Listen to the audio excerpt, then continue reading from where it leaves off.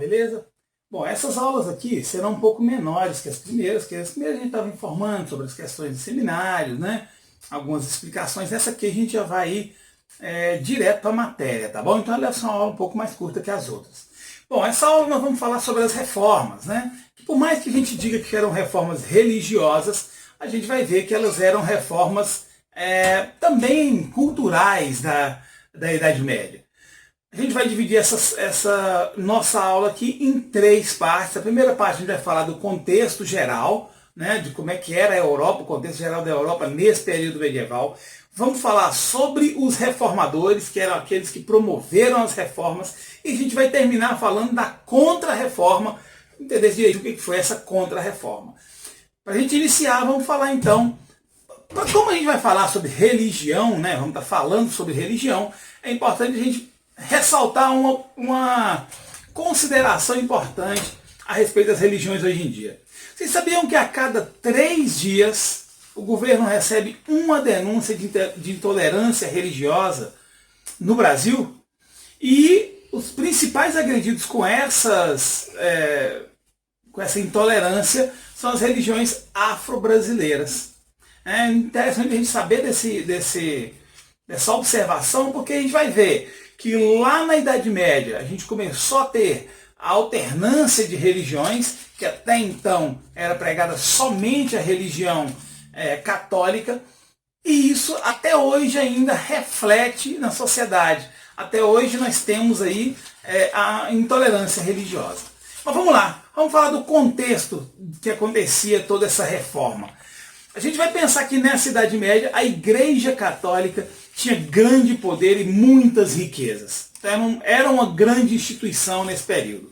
E por ter esse poder todo, ela era muito comum que ela impusesse regras, coroasse reis, determinasse valores, regulasse o comportamento da sociedade. Então, durante muitos anos a Igreja Católica monopolizou os livros e as explicações sobre as razões do universo. Então não eram todos que tinham esse conhecimento. Ou seja, a sociedade que tinha sido criada para a Igreja Católica, segundo a Igreja Católica, a sociedade foi criada por Deus como uma sociedade estamental, ou seja, pessoas que estavam em um nível, ela não mudaria. Nunca um pobre seria rico ou um rico seria pobre. Por quê? Porque para a Igreja Católica, tendo cada um em seu lugar, haveria harmonia. Então as pessoas viviam sobre os valores religiosos, né, sobre as ideias do cristianismo católico romano. Então era através daí que se seguiam as regras. A igreja, inclusive, era contra o comércio nesse período, né, o comerciante, né, e automaticamente, óbvio, contra a burguesia, porque a burguesia era parte desse comércio. Então, justamente por ela ser contra, ela considerava ao ato de emprestar dinheiro a juros, né, o que o banco faz hoje, né, empresta o dinheiro para receber juros, isso era considerada a usura.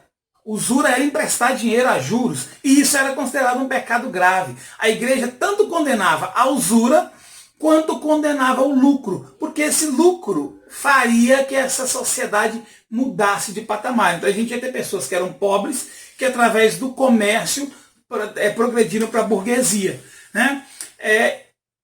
O que acontece então? Como é que a gente vai explicar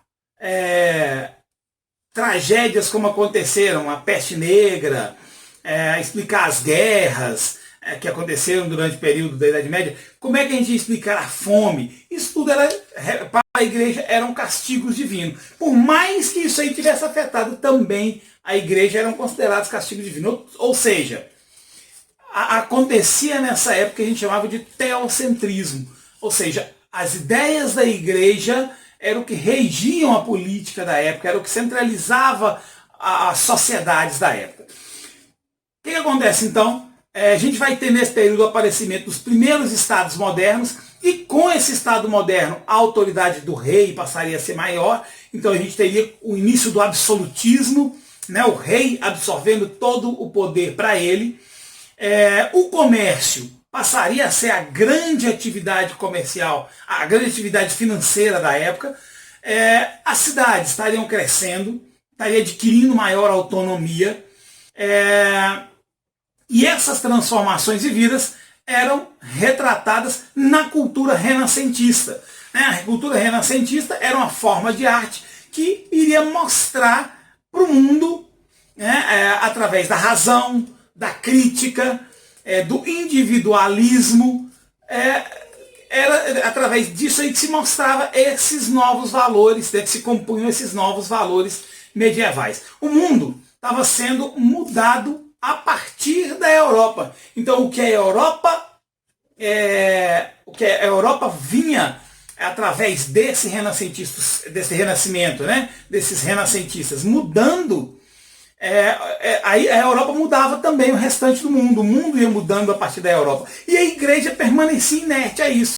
Para a igreja isso aí não mudaria. Então a gente vai ver iniciar aí um processo de expansão marítima, esses estados modernos buscando novas terras, novas colônias, onde iriam se enriquecer cada vez mais.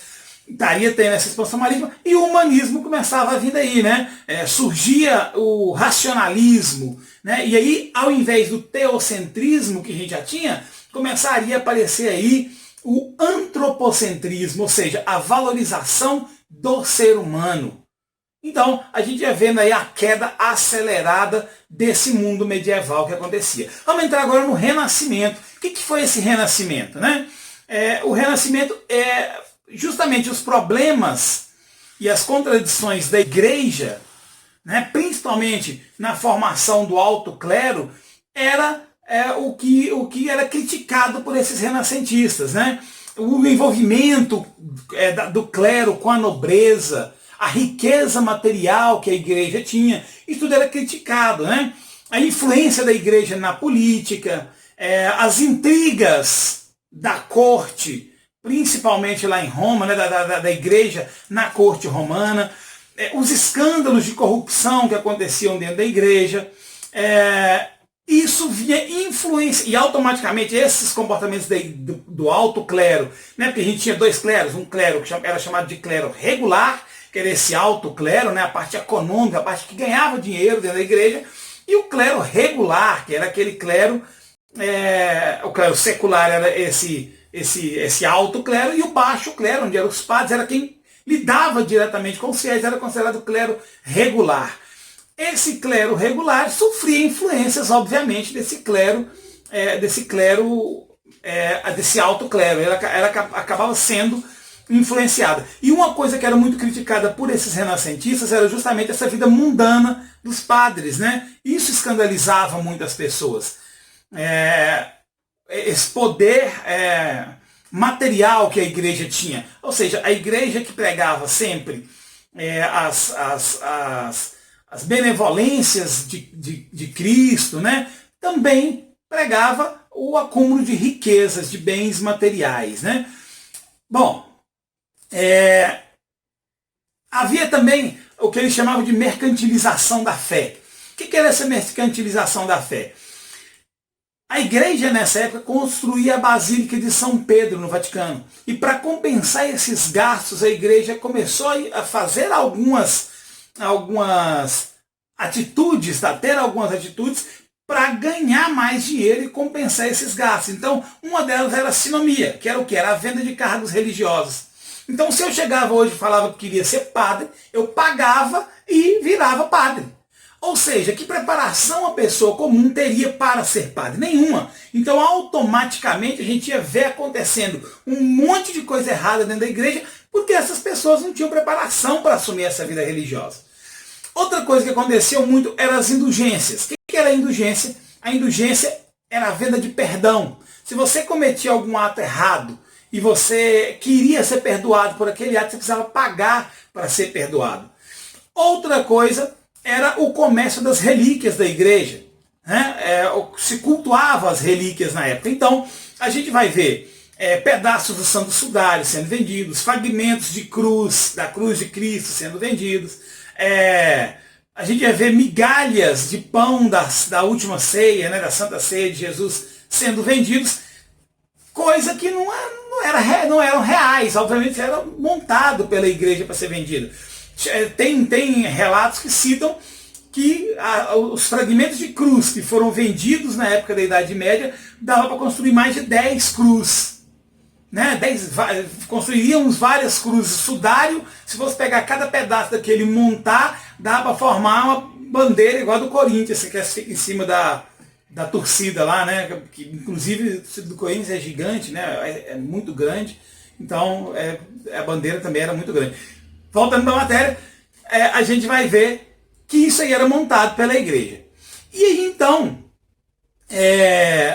outra coisa também que pegou muito, né, era o que chamava-se de nicolanismo, que era o quê? Era o desrespeito ao celibato, né, no baixo clero. Então a gente vê padre casando, padre tendo filho. Era muito comum se falar sobre os filhos do Papa, né? O Papa tinha filhos, tinha vários filhos, porque nessa época era comum esse nicolanismo, o nicolaísmo, que era a quebra do celibato. O padre que tinha que ter celibato acabava que não tinha. Outra questão também, que era muito criticada pelos renascentistas, era o uso do latim nas Bíblias. Todas as Bíblias eram em latim. Não havia Bíblias em outras línguas, né? Então,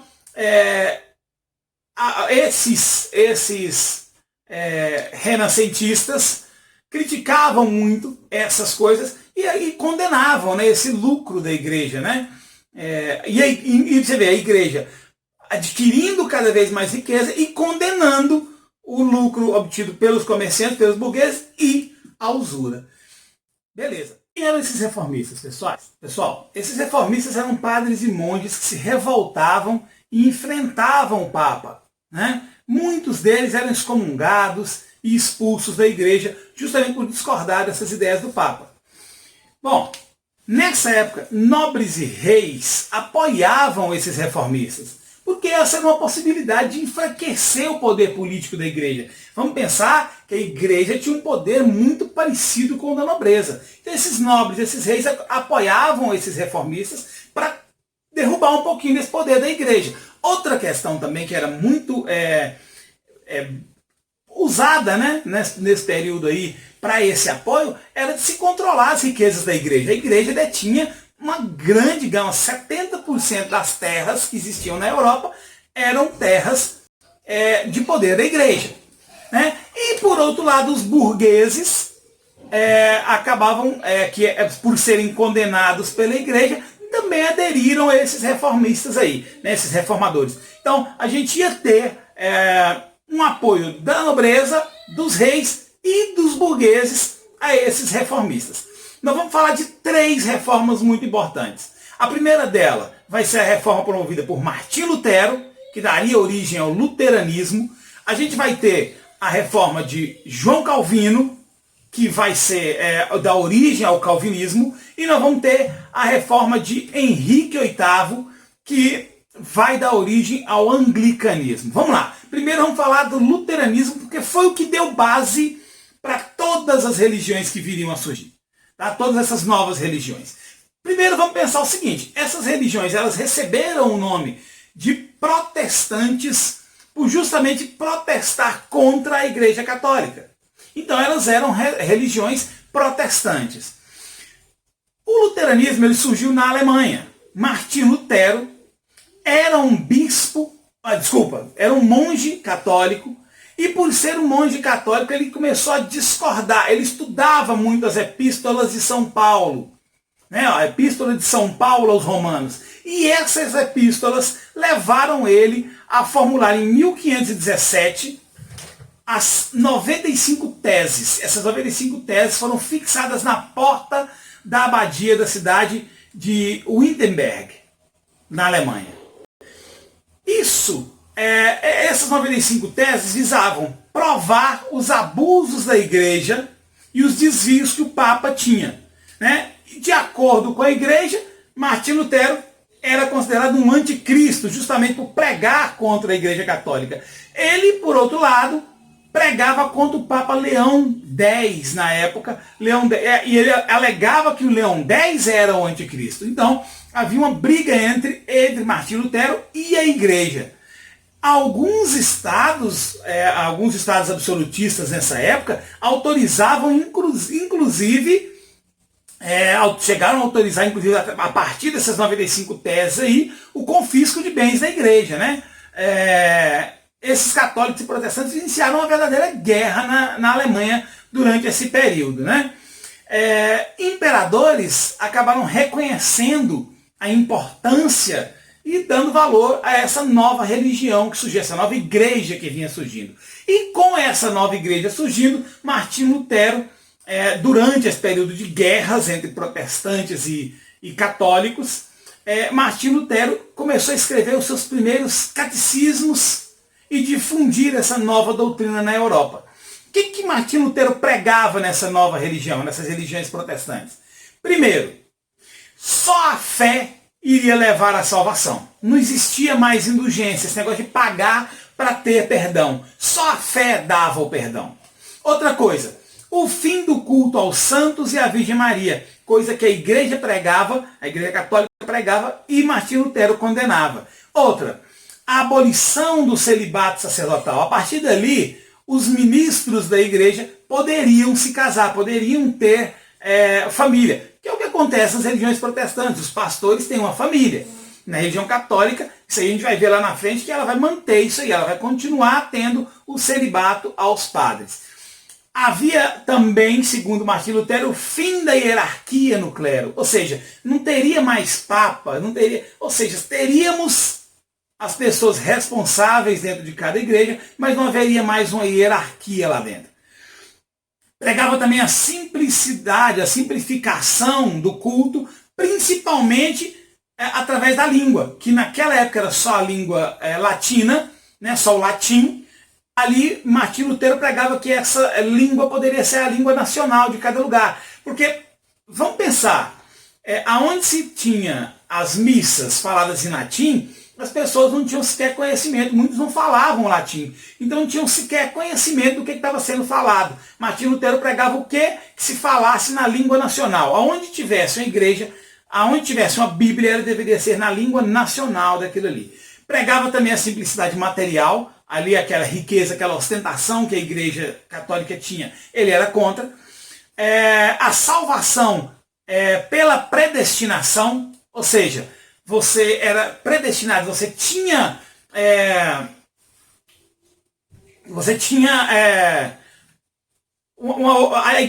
Deus, de certa forma, ele te dava esse perdão a partir da sua fé. Você não precisava fazer nada além de ter fé para ser perdoado. Ele aceitava o lucro e a usura, né? Até porque ele era apoiado também pelos burgueses, então ele apoiava esse lucro, apoiava a usura. Criticava, né, fazia muitas críticas à construção de imagens sacras, ou seja, não se tinha mais imagens, né, igual a gente tem imagens de santos, a cruz de Cristo. Ele pregava contra essas imagens e incentivava a confissão direta, ou seja, não precisa você falar com um padre, você se confessa diretamente com Deus. Né, era o que ele pregava na religião dele. E Martinho Lutero serviu de inspiração para novos movimentos em outras regiões, como foi o caso de João Calvino. João Calvino era francês, ele não encontrou abertura na França para instituir essa nova religião e ele acabou indo para a Suíça, onde ele acabou encontrando condições favoráveis. João Calvino seguia basicamente as mesmas regras que Martinho Lutero. O que era diferente? Duas coisinhas só. A primeira, ele era contra essa predestinação, ele dizia que por ter o livre-arbítrio, o homem não era completamente livre só pela fé, que a salvação da alma dele era determinada por Deus, Deus é quem determinava isso aí, então não adiantava só a fé que ele teria. E a segunda coisa, ele pregava que a acumulação de bens materiais, né, desde que se fosse feito por um trabalho honesto e útil do homem à comunidade, ela poderia acontecer. Então a gente ia ver que sinais da bênção divina viria através desse trabalho. Ou seja, trabalhe e acumule bens para você. E isso aí é uma coisa que Deus está te dando. Então você pode receber a salvação através disso. Em ser bom, adquirir coisas e ajudar aqueles que precisam, ser útil àqueles que precisam, né? Isso acabou desenvolvendo o capitalismo nas regiões onde João Calvino pregava essa nova religião, porque pregava esse enriquecimento, né? E também serviu de base para outras denominações dessas religiões protestantes do calvinismo, que é o caso dos puritanos e dos presbiterianos. Essas duas religiões acabavam surgiram a partir do calvinismo. A terceira religião que a gente vai falar, a nova religião que nós vamos falar, é do anglicanismo, que veio através de Henrique VIII. Henrique VIII era o rei da Inglaterra. Tá? E essa questão dessa nova religião, ao contrário das outras duas, não veio por questões religiosas totalmente, veio muito mais por questões políticas. Ele tinha apoio da burguesia na Inglaterra, e o que acontecia? Naquela época, o rei precisava de herdeiros. Era normal que um rei tivesse alguém, um filho, uma filha, para assumir o rei após a sua morte. Henrique VIII era casado com Catarina de Aragão. Catarina de Aragão e Henrique VIII eram casados e prometeram uma filha, que eles viriam a ter ainda, para o rei Carlos V, que era imperador espanhol do Sacro Império Romano. Olha aí, hein? O cara era importante. Carlos V era um imperador importante, era um imperador espanhol do Império do Sacro Império Romano. E eles prometeram uma filha para Carlos. Só que quando se engravidou, Catarina de Aragão teve problemas durante a gravidez, acabou perdendo a criança e, por ter perdido a criança, ela acabou não conseguindo engravidar novamente. Ela não poderia mais ter filho. Então, Henrique VIII foi até o Papa pedir o divórcio, que foi negado pela igreja. A igreja negava esse divórcio. Então, Henrique VIII promoveu o que foi chamado de Ato de Supremacia, em 1534, onde ele se autoconsiderou uma nova religião, né, o anglicanismo, e ele era o chefe dessa igreja. Ou seja, o rei indicava a partir dali os bispos, não era ao contrário, não era o bispo que iria lá, o Papa que iria lá coroar o rei. A partir daquele momento ali, Henrique VIII diz que ele seria o líder da igreja e ele coroaria os novos bispos que viriam por ali. Bom, a partir daí Henrique VIII começou a confiscar os bens da Igreja Católica da Inglaterra, e isso criou um problema sério com a Igreja Católica também. Ele se separou de Catarina de Aragão e veio a se casar depois mais 6 vezes. Teve o fim do culto aos santos e às relíquias, né? Não tinha mais santo e relíquia no anglicanismo, apesar dessa religião do anglicanismo trazer muitas coisas da Igreja Católica, da religião católica. Então a gente vai ter a Igreja Católica Anglicana, né? Uma igreja muito parecida com a católica, ela tem muito mais semelhança com a católica do que as outras religiões protestantes. E a diferença seria que o rei passaria a mandar ali. Outra coisa que Henrique VIII pregou também dentro dessa nova religião dele era que ele seria, a partir dali, ele usaria a partir dali a língua nacional também nos seus cultos. Beleza? Vamos entrar agora no final dessa aula falando sobre a Contra-Reforma. Nessa terceira parte da aula vamos falar sobre a Contra-Reforma. O que foi essa Contra-Reforma? A Contra-Reforma foi justamente a reação católica contra esses movimentos protestantes.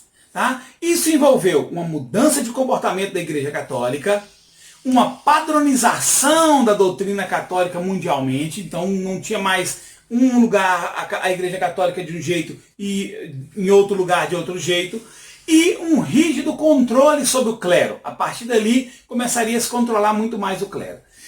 Essa Contra-Reforma se baseou em 3 pilares. O primeiro deles era a Companhia de Jesus, que foi fundada por Inácio de Loyola. Essa Companhia de Jesus era o que levaria ao mundo os jesuítas, os padres jesuítas, como eram chamados, né, os soldados de Cristo. Atuou no mundo inteiro e principalmente nas Américas, né, nas colônias americanas, principalmente como aqui, né, era colonizado pela Espanha e por Portugal, então na América Central e do Sul, lá na América do Norte não, porque lá a gente vai ver que as religiões protestantes acabaram indo para lá, fugindo do anglicanismo inglês, né, que ela era colônia da Inglaterra, mas aqui a gente vai ver que a Espanha e Portugal mandaram esses jesuítas principalmente para cá para poder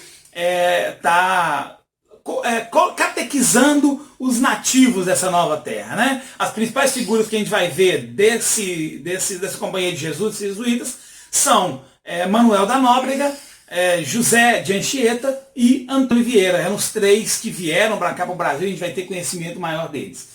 O segundo pilar era a Inquisição e o Tribunal do Santo Ofício. O que visava essa Inquisição e esse Tribunal do Santo Ofício? Visava combater a heresia. Né? A heresia eram aqueles pecados graves que aconteciam. Então, combater isso aí. Junto com isso, obviamente, se combatia também as religiões protestantes. Então, a gente vai ver que esse combate à heresia ele vinha através de uma investigação do que estava acontecendo, do interrogatório, essas pessoas eram presas e interrogadas, e o Tribunal do Santo Ofício viria a punir essas pessoas, né? Julgavam e puniam.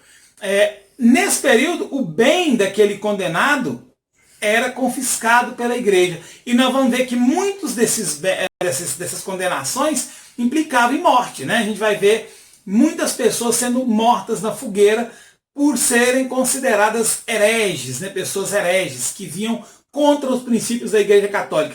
Quem era do lado dessas religiões protestantes aí era condenado à morte, geralmente, dentro da Inquisição. A gente vai ver aí, lá em 1990, o Papa João Paulo II pedindo desculpas à sociedade pelos atos cometidos durante a Inquisição. Então a própria Igreja Católica reconhece o erro durante esse período de Inquisição.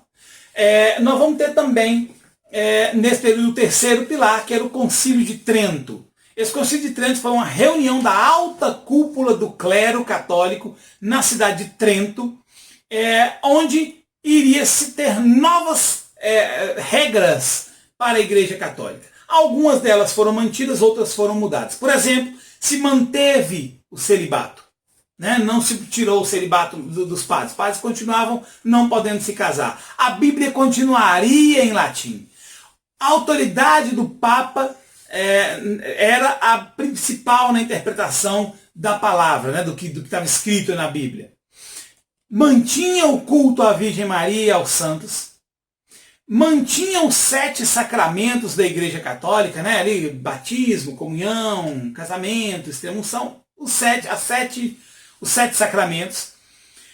Criava a partir dali, olha aí a diferença agora, criava a partir dali seminários, e esses seminários a partir dali iriam ter regras a serem seguidas pelos padres, então o padre não podia mais comprar, né? Acabou ali aquela questão de comprar cargos eclesiásticos, né? A sinomia.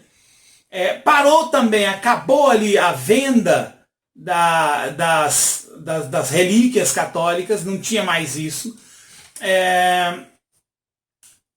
Outra coisa, criou a partir dali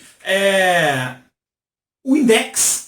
Index eram livros proibidos da Bíblia, ou seja, a igreja passou a censurar algumas obras que ela considerava nociva à fé católica e, obviamente, repreendia o protestantismo, né? Mantinha ali, através da Inquisição, uma repressão muito forte contra as religiões protestantes. Para a gente encerrar esse assunto, pessoal, vamos ver que esse período das reformas houve uma grande crise moral na igreja romana. Essa igreja precisou se modernizar, né? Foi um choque moral que visava enquadrar o comportamento que era desregrado do clero nessa época. A igreja precisou adequar isso aí. E a gente vai ver que essa igreja católica, por mais que ela tenha sido abalada e afetada por essas novas religiões protestantes, ela ainda conseguiu se impor em muitos estados. Muitos estados modernos mantiveram a Igreja Católica dentro deles. Outros mudaram, outros levaram novas religiões, mas a gente vai ver que houve espaço para todas elas. Espero que vocês tenham gostado da aula, entendido. Obrigadão pela presença de vocês. Até a próxima. Beijão.